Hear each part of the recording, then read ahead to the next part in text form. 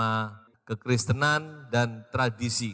Bagaimana kita harus menyikapi, karena seringkali ini terjadi pergumulan di sini. Tradisi ini bicara secara umum, karena setiap suku itu punya tradisi sendiri-sendiri yang punya arti-arti yang bagus di dalamnya. Tapi sekarang kita sebagai orang percaya, bagaimana kita harus menyikapi hal ini? Coba kita baca dulu Kisah Para Rasul pasal 16 ayat 20 dan ayat yang ke-21. Ini tentang Rasul Paulus waktu di Filipi. Setelah mereka membawa keduanya ini adalah Paulus dan Silas, menghadap pembesar-pembesar kota itu, berkatalah mereka, katanya, orang-orang ini mengacau kota kita ini karena mereka orang Yahudi dan mereka mengajarkan, nah perhatikan ya, mereka mengajarkan adat istiadat atau tradisi yang kita sebagai orang Rom atau orang Roma tidak boleh menerimanya atau menurutinya. Ini adalah salah satu sebab mengapa kadang-kadang kekristenan itu sulit untuk diterima. Karena dianggap tidak sesuai dengan tradisi yang berlaku. Nah saudara-saudara, so itu kita mau melihat lebih jauh. Sebagai orang percaya, sebagai orang Kristen, bolehkah kita mengikuti tradisi? Kalau boleh, seberapa jauh kita mengikuti tradisi? Untuk itu saya mau berangkat dulu dari apa itu tradisi. Menurut Kamus Besar Bahasa Indonesia, tradisi itu didefinisikan adalah adat kebiasaan, adat istiadat, turun-temurun dari nenek moyang yang masih dijalankan di masyarakat sampai sekarang. Dengan anggapan bahwa cara-cara tersebut adalah yang paling baik atau yang paling benar. Jadi inilah definisi tradisi. Dan kita sadar atau tidak sadar, tradisi ini menguasai kehidupan kita karena melekat dengan budaya. Setiap suku punya budaya masing-masing. Suku Jawa punya budayanya Jawa yang luhur. Suku Tionghoa juga punya budaya, tradisi. Batak juga, dan setiap suku punya. Inilah tradisi, sesuatu peninggalan, nilai-nilai luhur yang diwariskan, yang dianggap baik atau dianggap benar. Nah dari mana tradisi itu? Coba kita terus maju.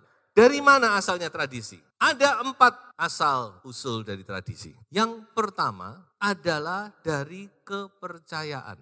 Sebelum kita percaya Tuhan, nenek moyang kita sebelum mengenal Tuhan, mereka sudah punya kepercayaan lain. Dan kepercayaan itu berkaitan dengan namanya tradisi.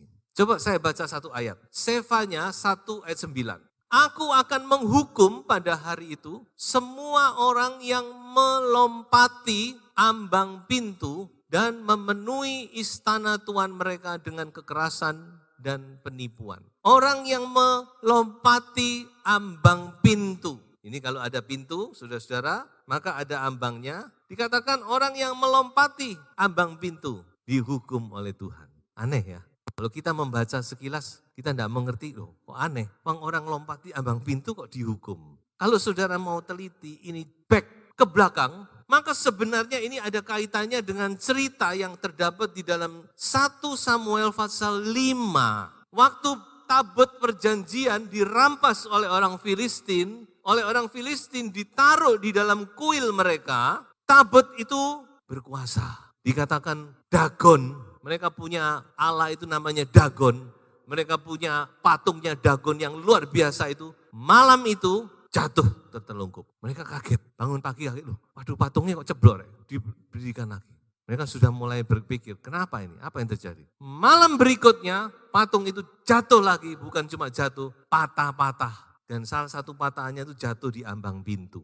Oleh sebab itu dikatakan orang Filistin itu kalau masuk kuilnya mereka, karena mereka takut kualat, sehingga waktu mereka mau masuk ambang pintu mereka tidak berani nginjek ambang pintu, karena itu bekas kepalanya patung mereka yang jatuh di situ. Akhirnya mereka apa? Lompat. Saya bisa baca itu di 1 Samuel pasal 5. Dan rupanya kebiasaan ini terus menurun dan celakanya lagi kebiasaan ini diambil alih oleh anak Tuhan. Sehingga anak Tuhan ikut-ikutan ketika mau masuk gereja, ketika mereka mau masuk bait Allah, mereka tidak berani nginjek ambang pintu, tapi mereka melompati. Makanya di sini Tuhan berkata, aku akan hukum orang yang melompati ambang pintu. Karena apa? Itu adalah cara orang kafir. Makanya yang terjadi di sini adalah sinkretisme, gabungan agamanya Allah Yehova dengan agama kafir nyatu, membentuk sebuah tradisi. Nah ini saudara, ada tradisi yang berasal dari kepercayaan lama. Yang kedua, tradisi itu juga berasal dari ajaran manusia. Kolose pasal 2 ayat 20 sampai ayat 22. Apabila kamu telah mati bersama-sama dengan Kristus dan bebas dari roh-roh dunia, mengapakah kamu menaklukkan dirimu pada rupa-rupa peraturan seolah-olah kamu masih hidup di dunia? Jangan jamah ini, jangan kecap itu, jangan sentuh ini. Semuanya itu hanya mengenai barang yang binasa oleh pemakaian dan hanya menurut perintah-perintah dan ajaran-ajaran manusia. Yang kedua, tradisi itu juga bisa berasal dari perintah, ajaran. Mungkin sudah pernah diberitahu, kalau nyapu yang bersih, jangan ditinggal. Kalau kamu nggak bersih, besok istrimu brengosan katanya. Aneh-aneh tapi itu ya saudara-saudara ya. Saudara mungkin punya versi sendiri-sendiri, kalau dipikir lucu-lucu juga ya. Yang ketiga, tradisi itu juga berasal dari sebuah kebiasaan. Nah di sini ada cerita yang menarik tentang pastor yang namanya John Calvin. John Calvin ini adalah tokoh reformator pada abad ke-15. Seorang hamba Tuhan yang luar biasa dipakai Tuhan. Dan dia biasa berkhotbah itu di gereja besar di Jenewa. Gerejanya itu besar dan gerejanya itu memang gereja yang sudah tua, jadi megah dan seterusnya. Dan dia kalau khotbah, dia selalu pakai peci. Saudara, karena dia punya kebiasaan pakai peci ini, lama-lama kebiasaan ini ditiru. Jemaatnya mulai satu-satu pakai peci. Lalu juga yang lain-lain, yang pastor-pastor lain yang ikut khotbah juga pakai peci. Lama-lama itu menjadi sebuah tradisi. Sehingga kalau tidak pakai peci kayaknya kurang sesuatu. Gitu ya. Lalu satu kali ada terjadi perdebatan. Kenapa orang itu harus pakai peci? Ada yang bilang tidak setuju, ada yang setuju, ada yang begini. Kok pas Pastor John Calvin itu lewat, lalu ditanyai, pastor, ya ada apa? Coba jelaskan, kenapa kok kita ini harus pakai peci? Nah Pastor John Calvin ngomong, oh gitu, begini masalahnya ya. Saya ini khotbah di gereja yang besar, itu gerejanya agak lembab, dingin. Lah kepala saya ini botak, makanya saya ini pakai peci. Lagi pula di situ di atas tuh banyak burung-burung bersarang. Saya khawatir kalau burung itu pas lagi diare lalu ngenai kepala saya, dikatakan. Ya, kadang-kadang kebiasaan terbentuk. Dan yang keempat adalah tidak jelas. Kenapa kok harus begini? Tidak jelas. Saya yakin kita semua sudah banyak yang tidak jelas. Sudah. Kenapa kalau misalnya kalau Imlek gitu ya, ayo kenapa kok harus makan kue ranjang? Ada yang bisa menjelaskan? Nggak tahu artinya apa. Jadi kadang-kadang itu nggak jelas. Kenapa harus begini? Ditanya juga nggak tahu. Lucu ya. Ya pokoknya harus begini. Katanya harus begini ya kita ikut. Kenapa? Ya embo. Sebenarnya ini kalau dipikir lucu-lucu itu banyak. Saudara. Nah kita masuk kepada poin utama kita sekarang. Bagaimana sekarang sikap kita? Sejauh mana anak Tuhan itu boleh mengikuti ataupun tidak boleh mengikuti tradisi? Nah, saya berharap apa yang saya sampaikan ini menjadi panduan sehingga saudara selanjutnya tidak bingung. Karena banyak kali anak Tuhan itu bingung, ini boleh enggak Ini kalau ini boleh enggak ini? Nah coba sekarang kita lihat panduan dari firman Tuhan. Jadi panduan firman Tuhan ini kayak pagar. Jadi kita jalan tuh dipagari, kiri kanan, muka belakang. Supaya kita enggak sampai jatuh, enggak sampai keliru. Yang pertama, tradisi itu boleh diikuti sejauh itu tidak bertentangan dengan iman Kristen. Itu saudara pegang. Sejauh mana?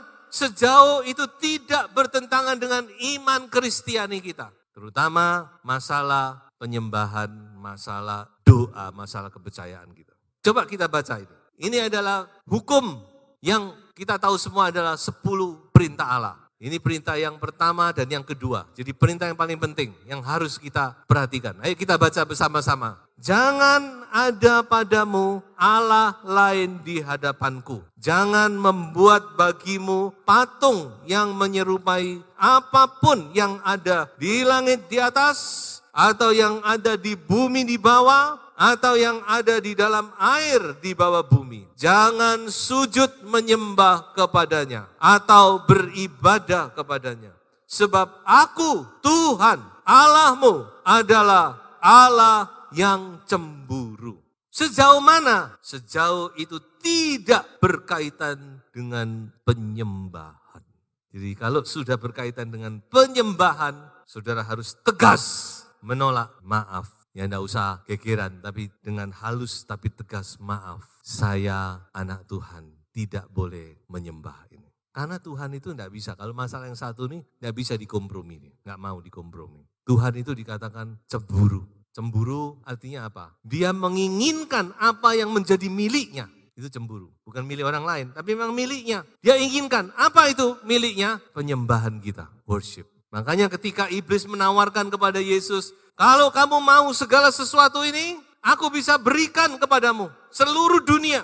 Satu syarat, sembah aku.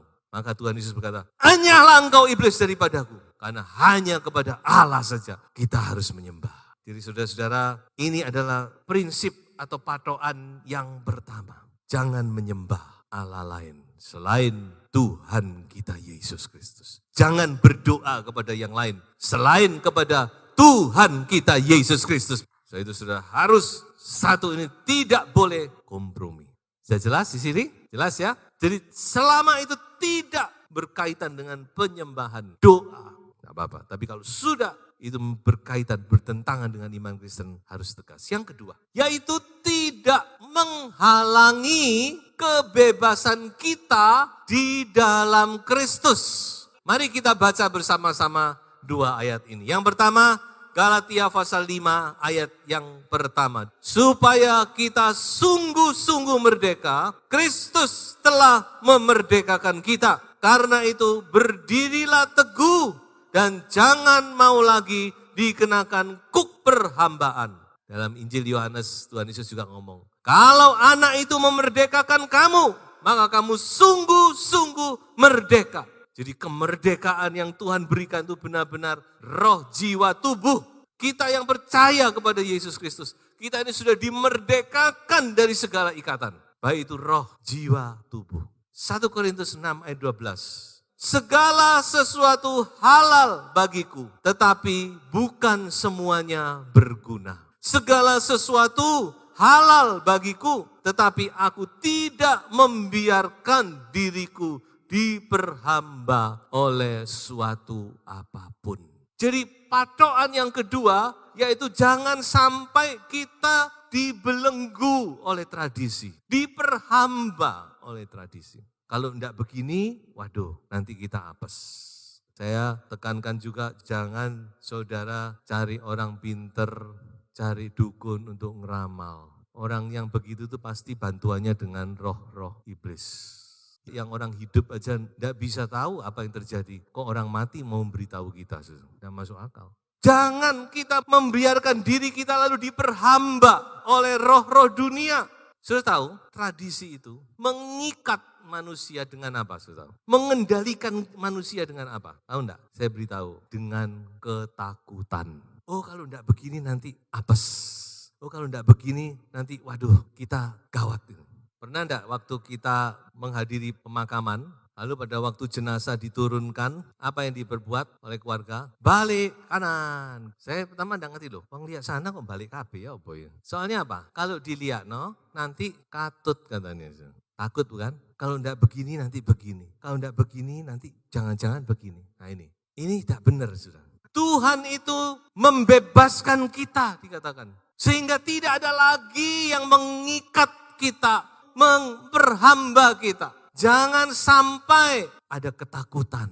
2 Timotius pasal 1 ayat 7. Sebab Allah memberikan kepada kita bukan roh ketakutan, melainkan roh yang membangkitkan kekuatan, kasih, dan ketertiban. Tuhan tidak memberikan the spirit of fear.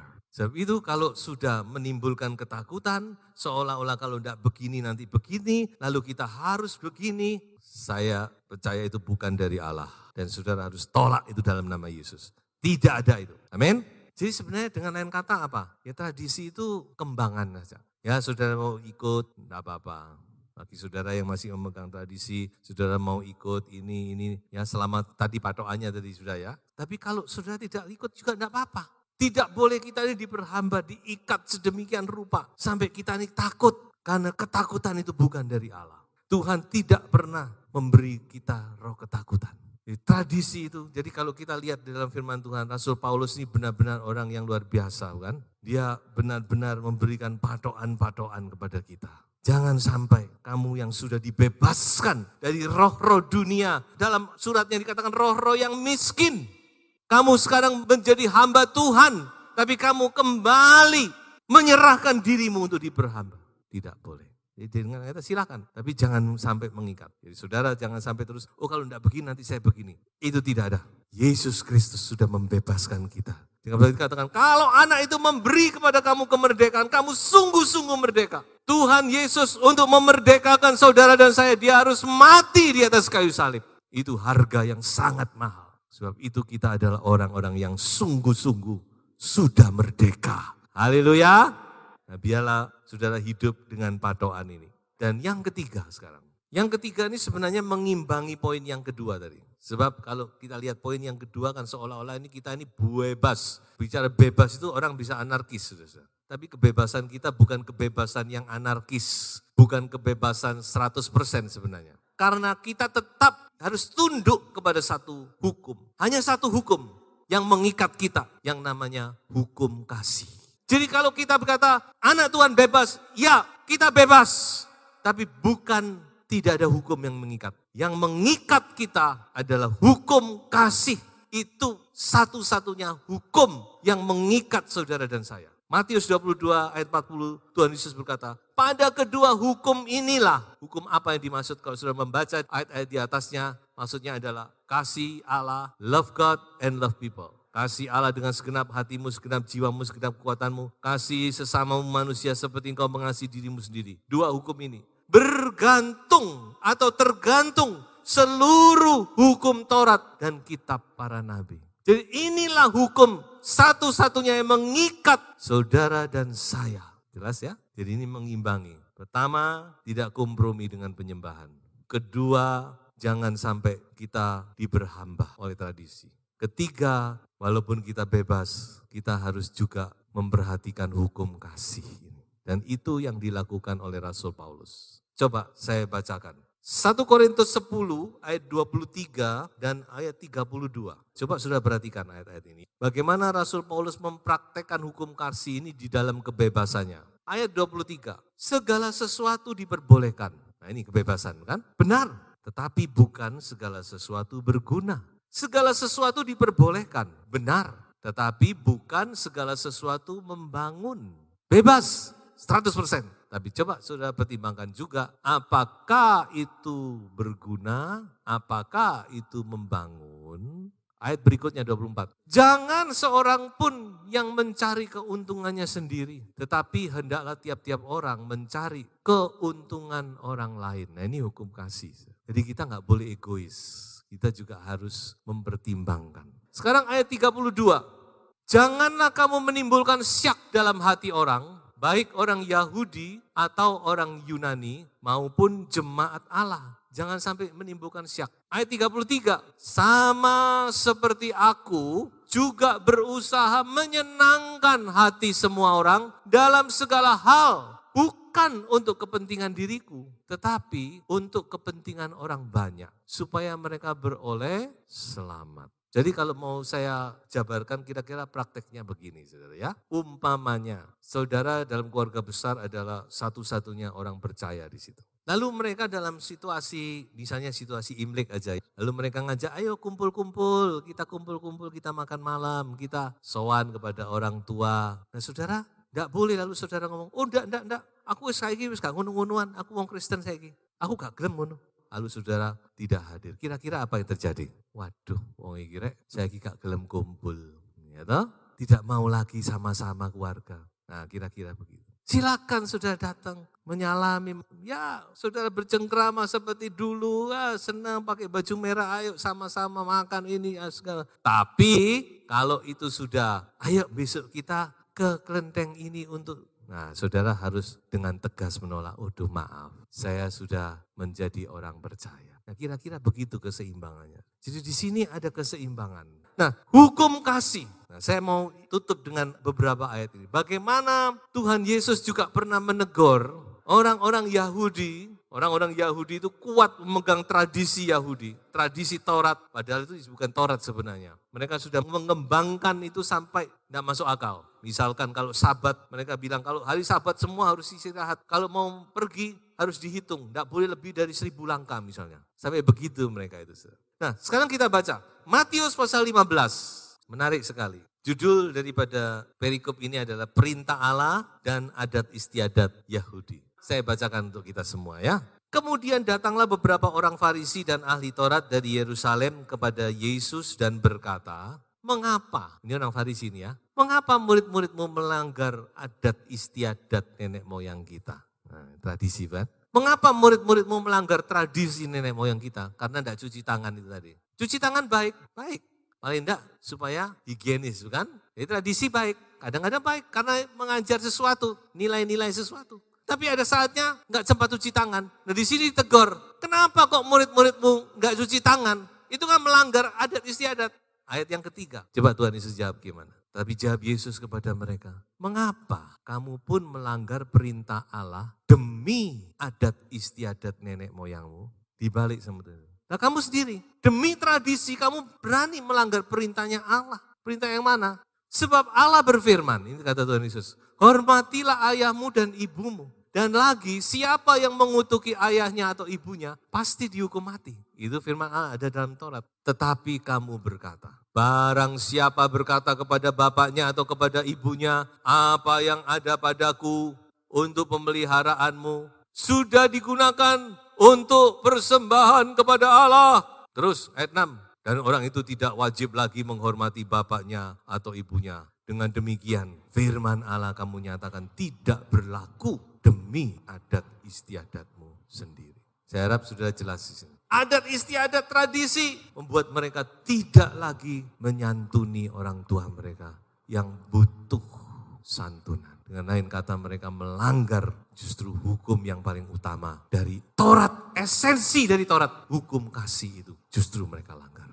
Sebab itu sebagai kesimpulan khotbah, silahkan mengikuti tradisi. Sejauh itu pertama apa? Tidak bertentangan dengan iman Kristiani. Kedua apa? Tidak membatasi kebebasan kita di dalam Kristus. Ketiga, tidak melanggar hukum kasih. Tuhan Yesus memberkati.